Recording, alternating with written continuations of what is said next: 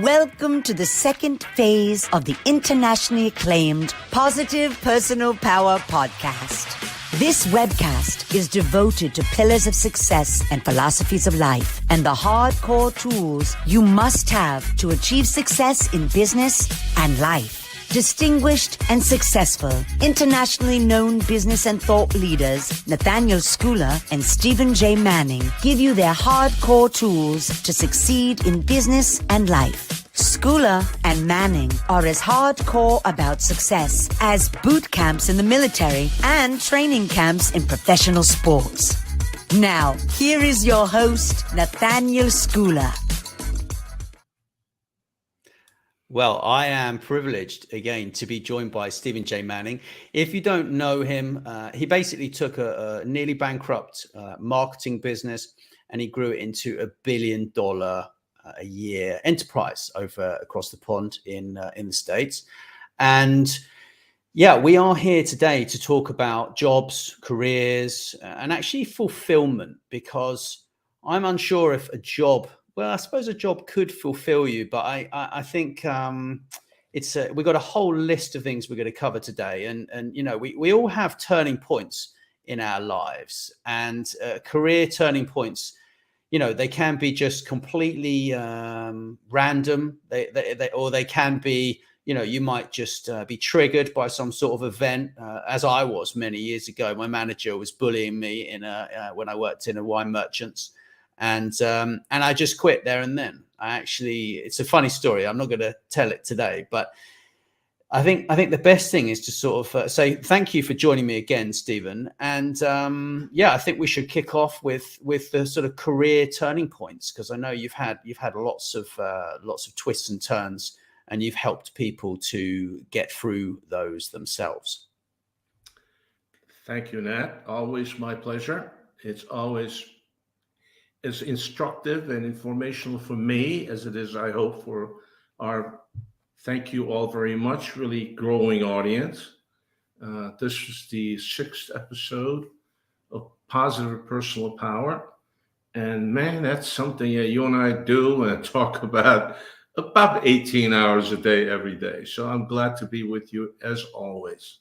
Thank you. Yeah, I'll just correct you there. It's the 6th episode on phase 2. So I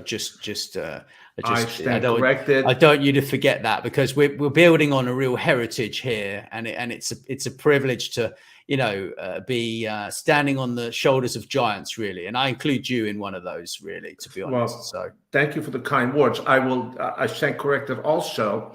The phase 1 of Positive Personal Power, for those that may not have run into it yet, it was 300 episodes that Nat conducted interviews with just truly, truly outstanding people, luminaries, and every kind of discipline you can think of, in publishing, in politics, in sports, in business, and all of that. And what I will now confess to, my friend Nat, is that I have been very slowly, however, meticulously picking through those and cherry picking some of those.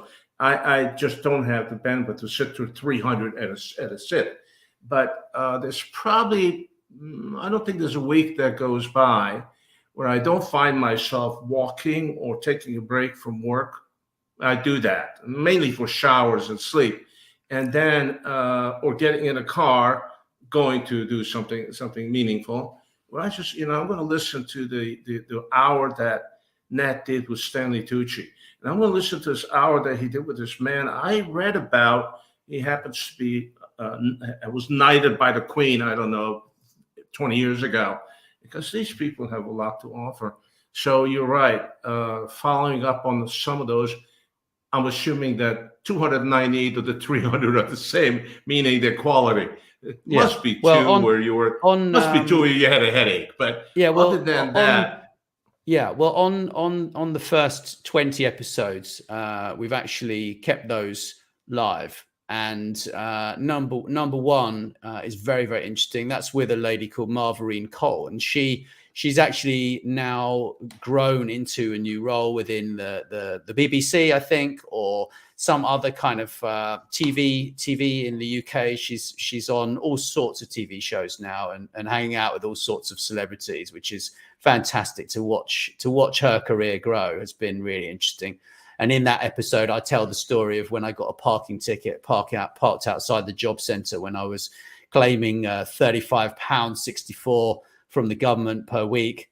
And I parked my motorcycle on the pavement and came out and there was a ticket. But I tell that story in that episode. But, you know, career turning points, like I say, there can be. I have to share one more thing with you.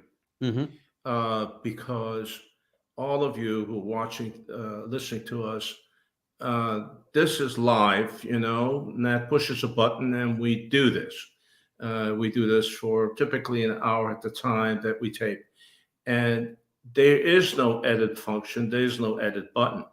And one of the many, thank you all, emails I get, because both Nat and I publish our email addresses as part of this, please communicate. I got an email from a man who actually runs one of the top orthopedic hospitals in Italy.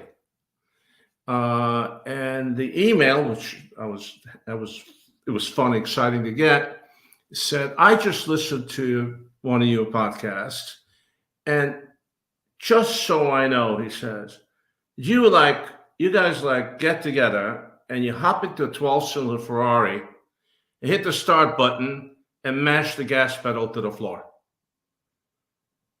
I said, what a great take on what I hope we are doing, you know.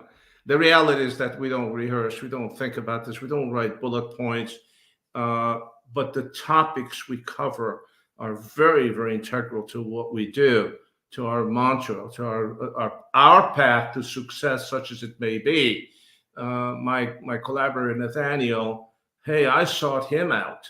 I chased this man for 6 months because I thought he would be a very good foil for me. No. I thought he would be an excellent foil for me. It's true. He would give me an opportunity to do what I do best, which is share. Hey, I'm a storyteller. I'm a raconteur. But then I also done a few tens of billions of dollars of business. And I relate so much of those experiences and stories, real live events, and so on. And in the course of that is when we get those emails saying, thank you so much for the 7 things I wrote down that changed my life. Getting just one of those emails makes the whole effort worthwhile. Having said that, if you want to hire us to help you specifically, please do. We love making bank deposits in addition to sharing everything about our lives.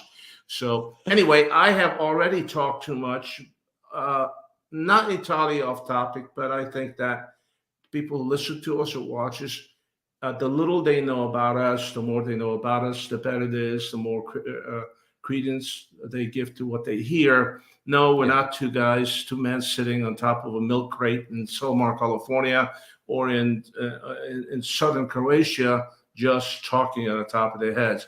If we say this is we develop a trend of thought, we develop a process, a paradigm. Trust, we've been there, done that. Yeah. And I promise you, we have the scars to show for our experiences. Yeah, we really do. We do. You don't travel millions of miles and do $40 billion worth of business without getting beaten up and then identify your successes. And that's how a lot of this stuff gets developed in context of do's and don'ts, suggestions we make, imperatives that we think are just that, imperatives. Yeah. That's it. Yeah. So you know, in the other episodes, you talked about saying yes. And I think, you know, with career turning points, right? Let's break it down, right? Turning point in my career, said yes when you could or should have said no, right? And this is like fundamental. And that could be someone offering you a job. It could be someone offering you an opportunity to do some speaking. It could be someone offering you an opportunity to be on a podcast.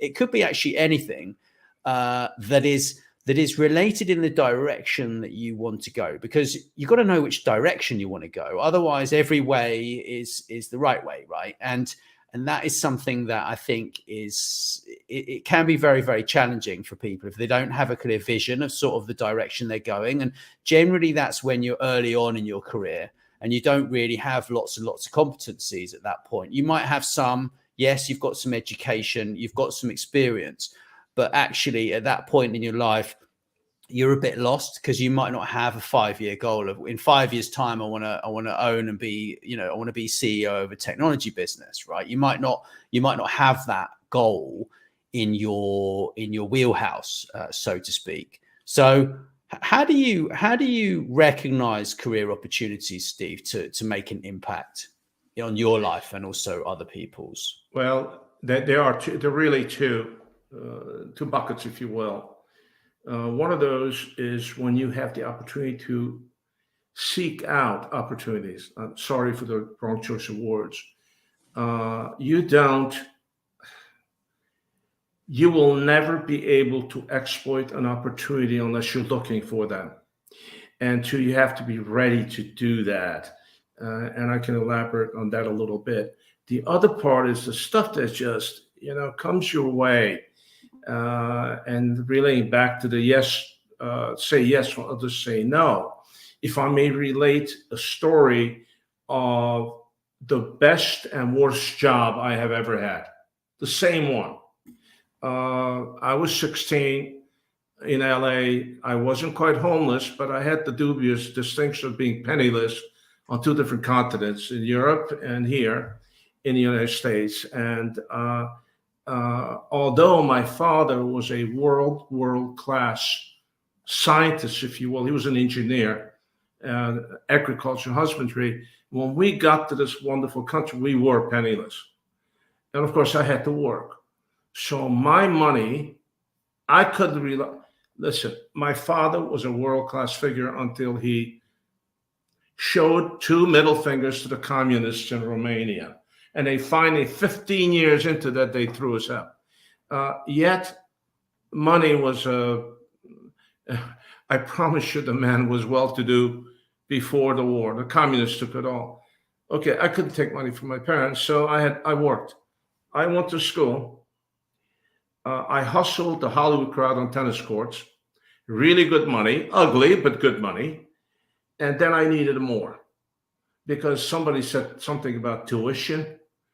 And so I looked for another job in addition to hustling the Hollywood folks on tennis courts. And I took a job at the biggest hospital facility in the city. Today is one of the biggest in the world, Cedars-Sinai Medical Center. Cedars was already huge. And I took a job cleaning rat cages in the research labs. Now, why do you want to do that? Well, because it paid 24 cents an hour more than anything else I could get.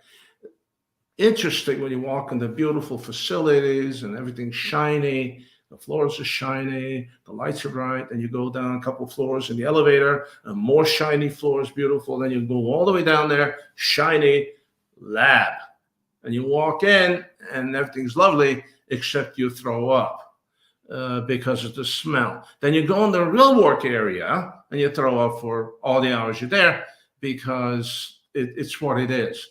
It's how is that important? And how does that relate to careers?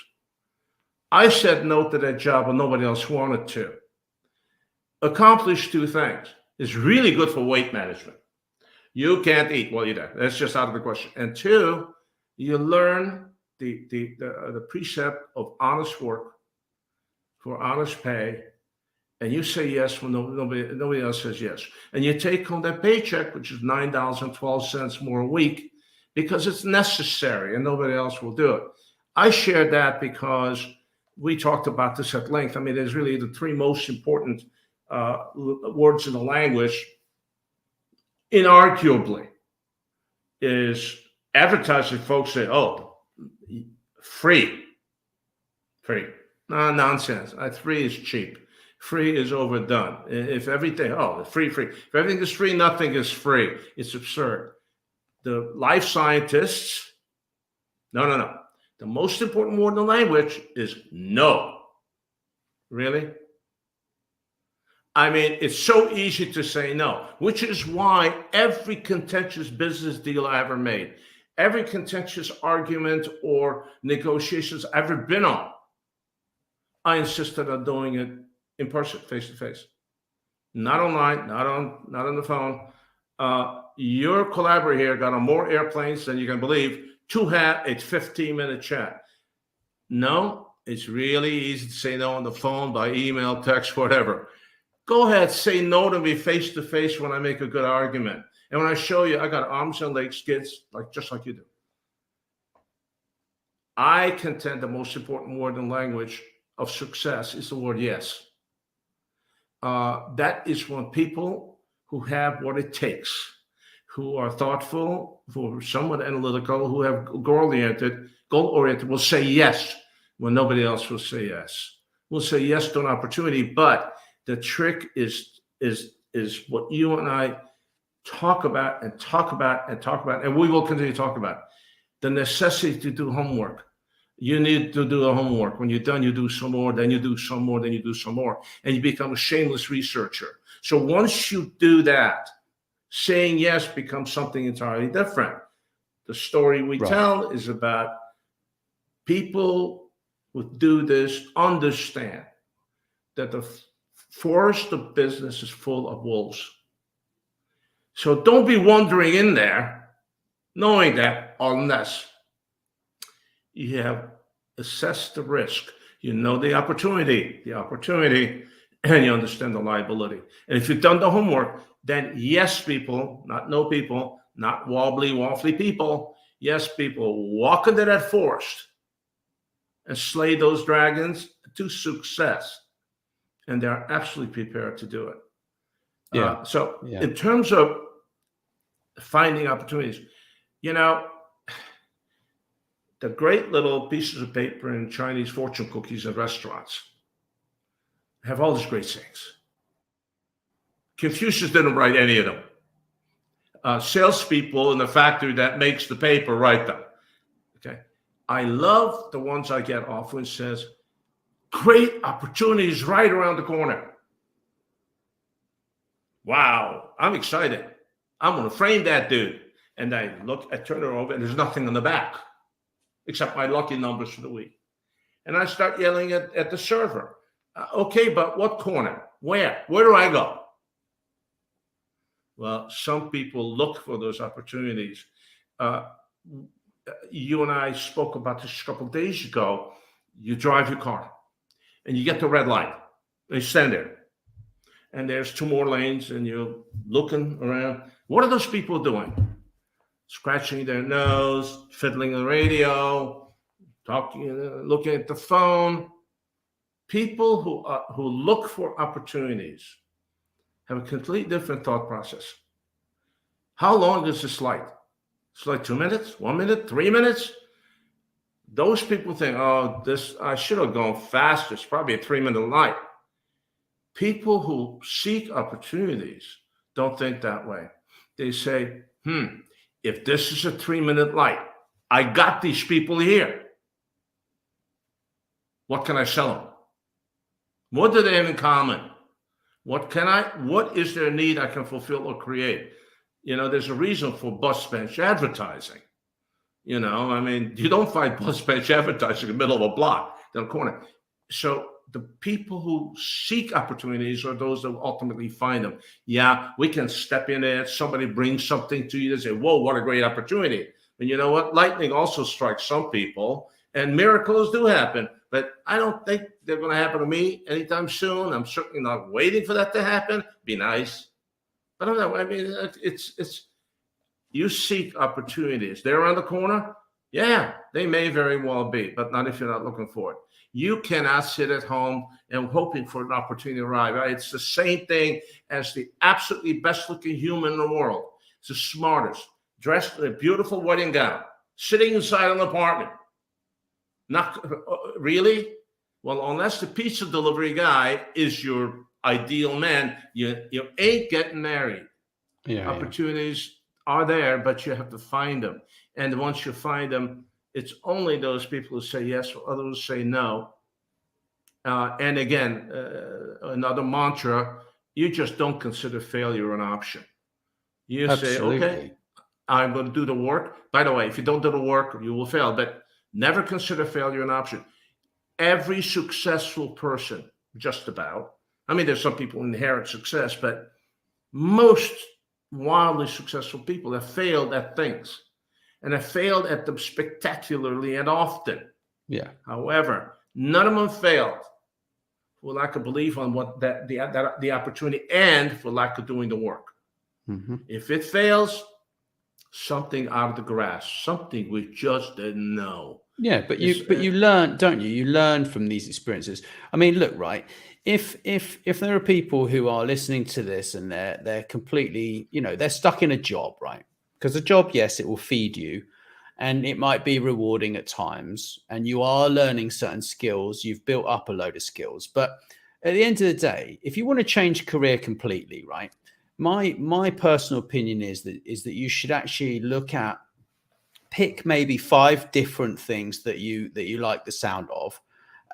So for example, you might be, well, it doesn't matter what you're doing now. You could sit down and say, well, you know what, if I read 50 books on blockchain technology, right, and I listen to 20 podcasts and I watch a few videos, I'm going to be the top 3% in the world in knowledge on that new subject, right? You might not know what it is right now, but you can pick up free courses from places like MIT that have been going for 20 years, giving away free courses on everything that you can possibly think of, right? So you're going to start with some competencies. You're going to be maybe good at customer service, good at talking to people, you could be good at all sorts of things, but you've got to find some things that you really want to learn about, in my opinion. And then you can sort of move the ship, steer the ship towards that direction. At the end of the day, right, if you've got to sit down, you've got to listen to a 20-hour course on machine learning, right, which is what I did, an MIT MOOC course, which is a free course, it will kill you. But by the time you finish listening to that, your brain is absorbing that information. If you make some notes while you're going along, you're going to pick up lots and lots of information that in essence is going to help you to communicate within that particular industry if you want to change industry. That's my sort of take on moving industry. I could argue with you. If I may allow me a little history here. I have 2 daughters. Thankfully, they're brilliant. And I say that they're grown people. And as I tell you every time, is that is how I know prayer works. Because for 9 months, each time I prayed that the kid turns out like her mother. 2 daughters, 2 mothers, and I prayed they turn out like their mothers, not me. Thankfully, my prayers were answered. My older daughter graduated from college at 20, having wasted 2 years with that to begin with. But then when she put the turbo booster on, watch out, and she was a world-class hip-hop dancer and addicted to skiing, because I addicted her to that. But anyway, here's a really bright young woman who decided she wanted a career in advertising. And there's a point to this. This plane will land before crashing, I promise. Advertising.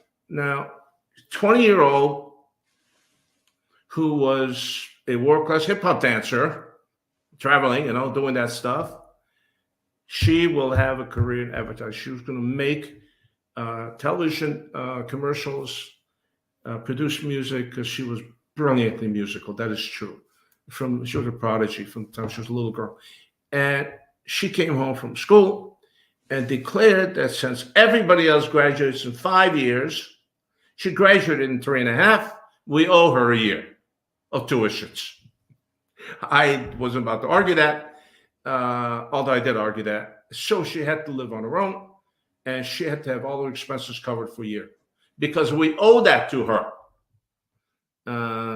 She's not lacking for big ones. She decided that she's going to go to work for a big agency here in Los Angeles. That's one of the big agencies owned by Saatchi Worldwide. Okay? And she can make television commercials. I tried to explain to her that that's lovely, but The people that produce the Nissan and the Sony commercials and all those commercials, those are seasoned people. Those budgets, the millions for a 30-second spot, they don't hand that to some 20-year-old kid. Okay, so now she turns 21. She did not get a job for 10 months. For 10 months, she hounded them for a job.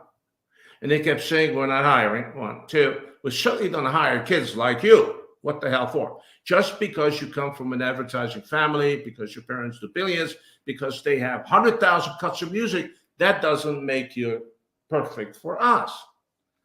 For 10 months, what she did was, in addition to dancing, of course, she hounded these people weekly. I want a job. For every week, they told her, go away. And then she studied some more. And she watched a lot of television commercials. I introduced some people. She talked to people who made commercials. She watched them. She tried to dissect it. 10 months later, they said, okay. And they hired her. Now, in her early 20s, she was running up $10, $20, $30, $40,000 a month on one of my credit cards, buying music for every commercial they made. And then she ended up producing every Nissan commercial for a couple of years, Sony commercials, name it. So here's a kid who looked for an opportunity. She knew what she wanted. Never mind school, never mind dance, never mind any of that. I figured my kid's going to become a ski instructor. To make minimum wage. No. The whole story, the point of the whole story is that she was focused on creating an opportunity. And one of the things that we have had the opportunity and the pleasure to coach some people and tutor some people, mentor some people who were at some point in their jobs to how do I get that career move? And it's an amazing thing when you identify with a career path. I really want to do that. And they say, okay, now there are 100 companies that'd be really good for me. And identify those target companies. I want to work for Schooler Enterprises. Mm-hmm. And then we coach, push, mentor, cajole, threaten, whatever the heck it is, those people to do their homework. What's the homework? Learn everything you can about the people you're applying with. Because when we get in that room, you're going to know their issues. They're one of their wants, don't wants, likes, dislikes, preferences, based upon everything. Read the damn 10Ks. Read their tax filings. Listen on a Wall Street call. And that's when you send off the letter or the email and do the homework, because it's not so simple to find the decision maker, but you are going to find the decision maker. Or you're going to hire guys like you and me to find you the decision maker or introduce you. And that's when you send the email, the letter out that say, hey, this is who I am. This is what I am. I'm going to work for you. This is what I can do. This is what I fit. But I forget on the amount of people actually who apply for jobs that don't exist, right? And actually remove the need for a recruiter in the process. I mean, I was talking to a guy the other day, and he was saying that he just lets people make a list of bullet points about their job that they want. He doesn't use recruiters. He doesn't like them because he had bad experiences with recruiters in the past. And this is something that recruiters must remember. Yeah. I don't have, I wouldn't use a recruiter. I would actually hire people myself because I'm just not interested in or I would even work for a company myself if they came to me directly. But I would not use a recruiter purely based upon one interview that I went on. This woman talked me into, she said, oh, you're going to love this job. It's just up your street. This is when I was in the booze industry. And she said, we'll give you a brand new Mercedes and you can drive around and go and sell this beer and all these products and blah, blah, blah. And I said, okay, I'll drive over and I see you. So I drove for 2 hours, went for this interview, and I never forget it. It was with this racing driver, this retired racing driver, totally eccentric. His kid had drawn the label for the bottle. And it was a child's picture for this bottle of beer, which is completely illegal. And they didn't take. And I said, I think it's illegal what you're doing there. Having a label where the child has drawn it and it looks like it's going to appeal to children is clearly illegal. And he really didn't like that at all. And I never heard from them again. And it's like, you know, you go to all that trouble to persuade someone to go and have an interview, right? And it's like, why even bother? Like, why not just not waste their time and yours at the end of the day? If you're not going to have the respect for someone to go back. And I wrote in off-license news. I wrote a really rude paragraph in off-license news. It's a shame I don't have that, because it was quite funny, actually. And I said exactly who it was, how unethical they were, how they shouldn't have had this photo on this bottle from this kid that had drawn a picture and everything, you know, and just let them have it. And it's like you can't do things like that. You have to be really super polite to people these days, and that goes for applying for jobs, or trying to find people to work with, right? But at the end of the day, you've got to define what happy is, right? Because you need to satisfy your basic needs first, and then you've got to satisfy what you want from life, right? So I think making a list of you know, first of all, listing your basic needs is a really great thing to do, because then you might realize that actually, yes, you're in this job paying $500,000 a year, but it's stressing you out, and actually you don't really want to work that hard, because it's not really making you very happy. So if you work out your basic needs, you might be able to start a business. You might be able to do all sorts of things, right? But then that becomes a career, doesn't it? Once you really get involved, get emotionally involved, enjoy what you're doing, and see value, feel, I'm not going to say purpose, because purpose is a bit of a overused term, but I think once you get that feel good, you know, and you can pivot into something really, really interesting.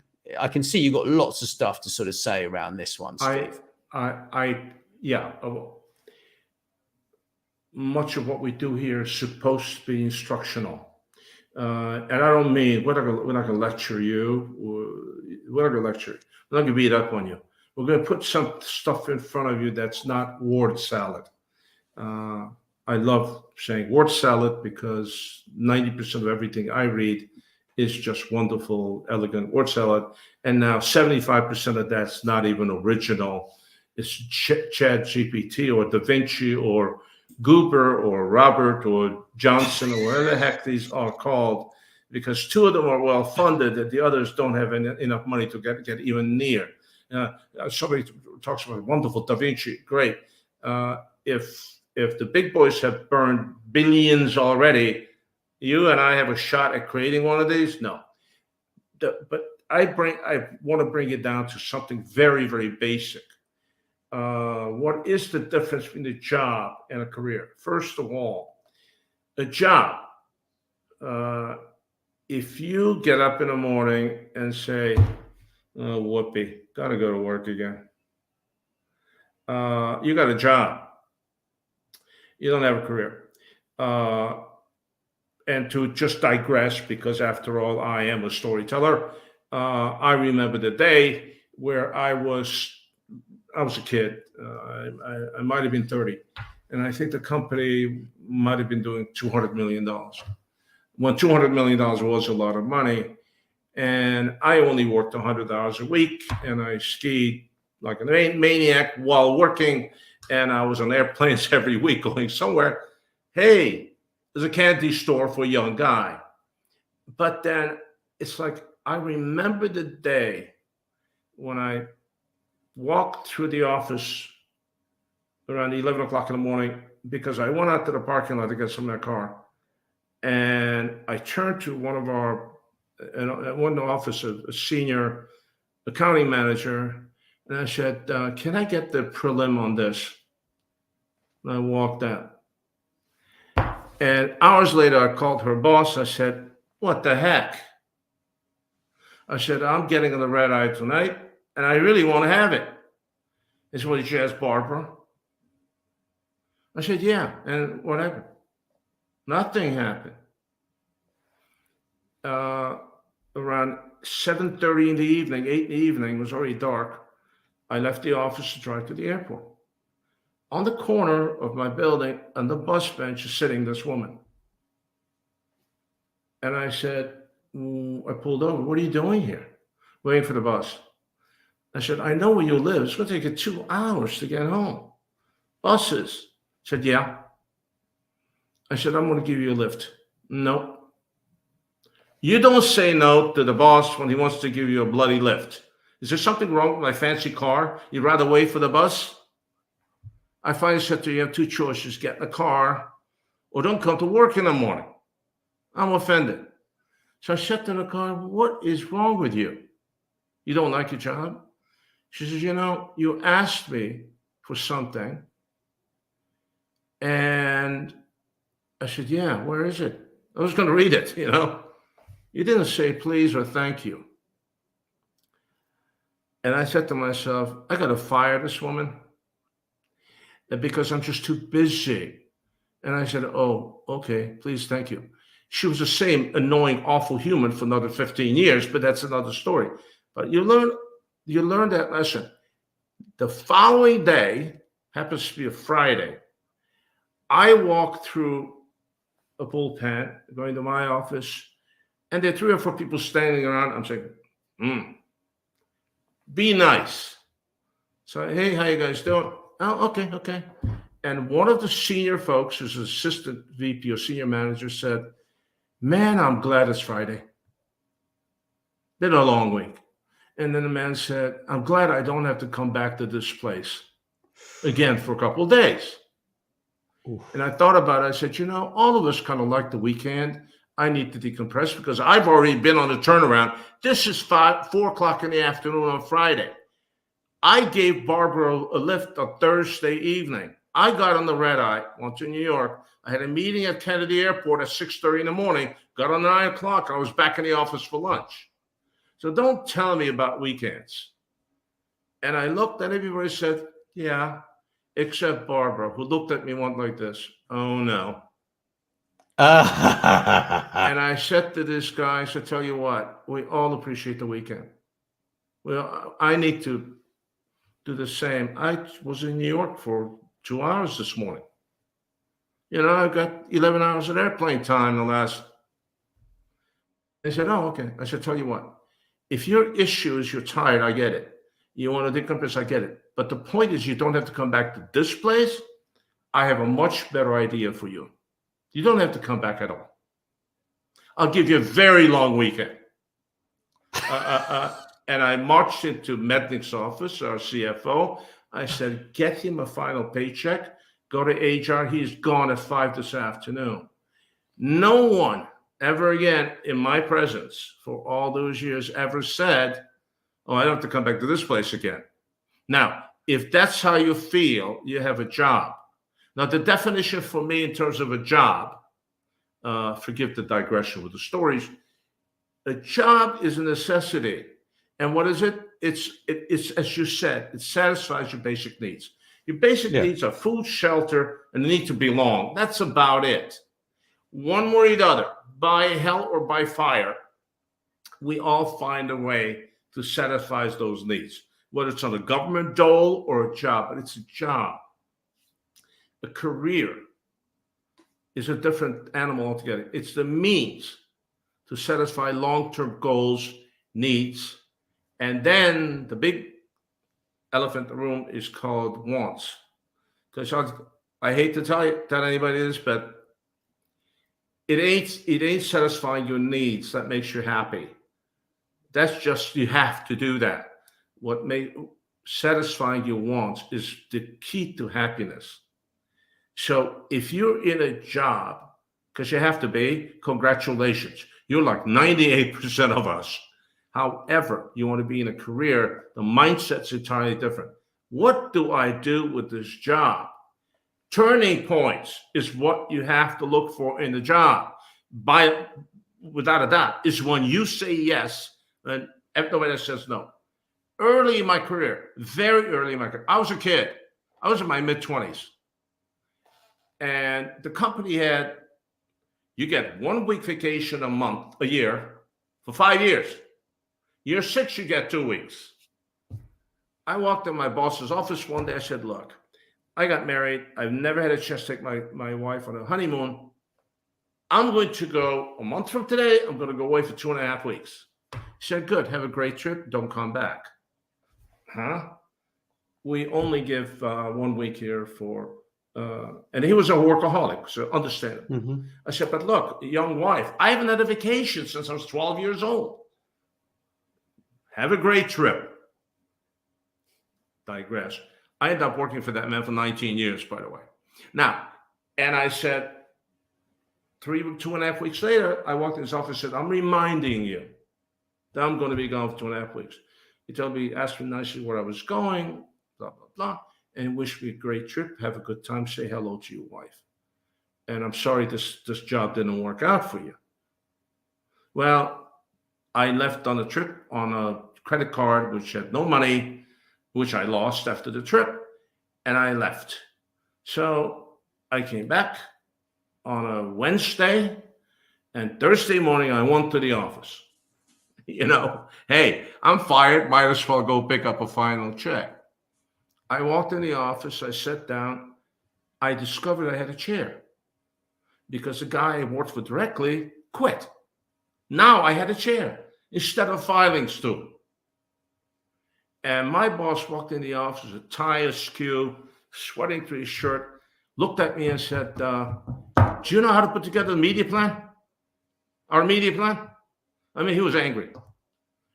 And I had exactly two options: to say no and get fired, or stay fired, or say yes and get fired a month later when he figured I had no clue. I said, yes, of course I do.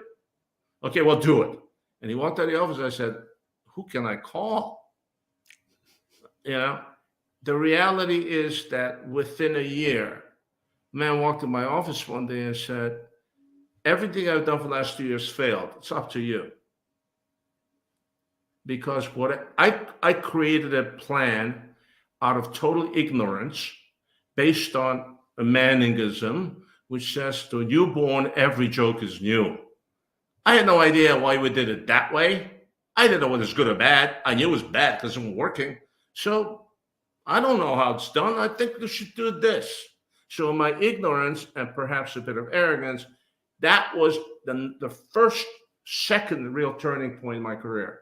The first one was cleaning rat cages. The second one was I lied to my boss. So yeah, I know how to do that. I made a career out of that little conversation.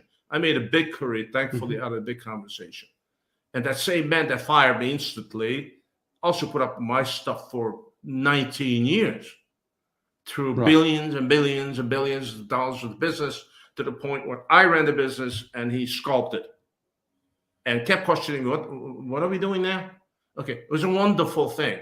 But I looked at that moment in time as an opportunity to create a career. And I built it on absolute puff and the belief that I might be able to figure it out. Now, our resources are so bountiful and so accessible that you can get so much data, so much information to help with these processes.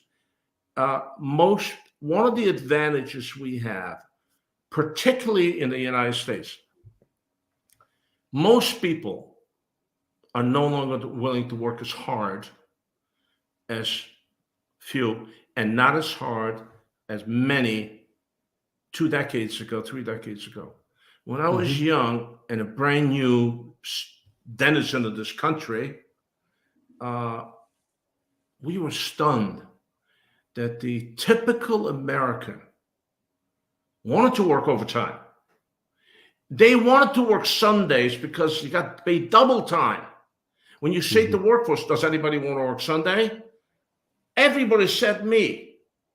The biggest company I had the pleasure of running, for various reasons, thousands of employees, when we said to the line workers, to the production people, we need people to work Christmas Day and New Year's Day, 90% said, I'll do it. Wow. Because that's the culture that we created. One of the advantages we have in terms of creating a career is that most people, certainly in America and Western Europe, are not willing to work as hard as you need to create a career out of a job. Got it. Because it's not easy. It's hard. Yeah. I have friends who have achieved successes in businesses, so on, whom I solicited to take part in my gigs over the years. Now I got this big opportunity here. We are buying Russian spy satellites. They're still parked over Western Europe, and we're going to buy that, and we're going to sell bandwidth to people like AT&T. Here's what it takes. It's not simple. It's not a phone call. I had friends who have gotten advanced degrees, were successful in big businesses, who look at me and say, not interested. Why? I will not work as hard as you will. I said, you understand, as a new career, it's something that the reason we have this opportunity, because my business in Europe affords me these relationships. Scary.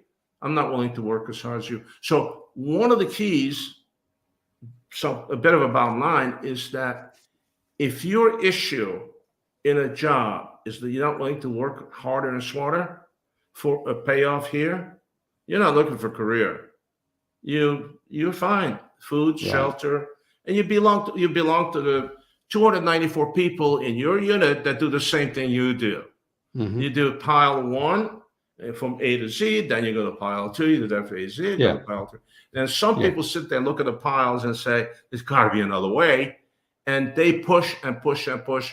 And eventually some boss says, that Schooler guy's got something different. And the 6 things he wants to do is out of his mind, but this is pretty darn good. So they look and say, you really think, I really think it should work. Are you going to do this? You're damn right I'm going to do this. Yeah. Bingo. Well, thank you. A career. I tend to agree, and that's how to create meaningful impact, right? Is to convert your job, move jobs into a career, right? It's creating meaningful impact. All of that actually not overworking, but just working smart, trying to learn things that other people don't want to do. Not being a perfectionist, but aiming for perfection. I think that's a good place to end. I think that doers, it's what you said. Doers ultimately get there. Dreamers, they fall asleep again. You can't dream yourself to success. We've done an hour on that. You can sit in the backyard, go like this, and imagine yourself to being successful. No. Your friend Tony Robbins notwithstanding, it just doesn't work that way. You might as well sit there and dream and visualize yourself to be taller, skinnier, richer, better looking, and all that. It doesn't work. But pivoting in your career. If you're pivoting a new career, it's just another great opportunity. You're pivoting in a job into a career. Now there's a golden goose. So you know what? Fundamentally, one of the things that we need to understand is that it's also process. When you consider which path is most likely to bring you a lasting positive change, a career, you have to ask yourself, how much emphasis do I place on aligning my present-day goals and needs with long-term objectives? A bit of a problem, because right now in a job, your goals are just satisfaction of basic needs. Yeah. Are you willing to take a loss, a risk, to create a career out of that? If you have done your homework, if you haven't done homework, fool's errand, don't bother. Totally. And ultimately you also need to consider, what are you willing to do or compromise? Compromise is a tough word. Are you willing to be so situationally ethical to embark on a career? You know what? I promise you, we are really slick marketers, you and me. I have sold horse manure, and I've sold brain food. I sold satellite traffic. I sold undersea cable to the Norwegian fishermen. There is no doubt in my mind that you and I can sell illicit drugs without a doubt. I know we can. I know we can. I'm not selling drugs. I can sell brides to coal miners in Ukraine. but Steve, do I want to do that? Do I want to do that? I know I'm not situationally ethical. I'm not going to bend to do that. Very good. That's a very good place to end, actually, because I know you've got to drop off to another meeting. And no, it is about being ethical, and it's about being motivated and feeling positive about what you do, and taking those opportunities. And that's it really. So if I anyone, I would like our audience again. Thank you. It's really gratifying and humbling to get the feedback that you get from people who are relevant in many ways, and then people say something that said, something you said changed my life. It's really gratifying. I mean, don't forget. Also, But don't forget, we've both also coached people in the, over the past, you've coached people over the last, 40 years, 50 years in business, right? And I've coached people for just recently, I actually helped someone get a 300% increase in her wages. I couldn't believe it. She got a new job, and it was because she stayed on track.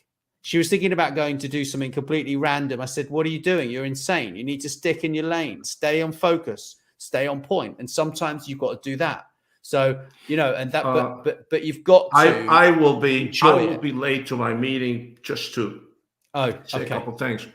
It's fascinating when you take someone who's successful, who's not meandering in a career, and refocus them to what's relevant in their career. It's fascinating when I talk to a client, a Fortune 100 client, who has their eyes on the shiny penny over there. It's, they're bored.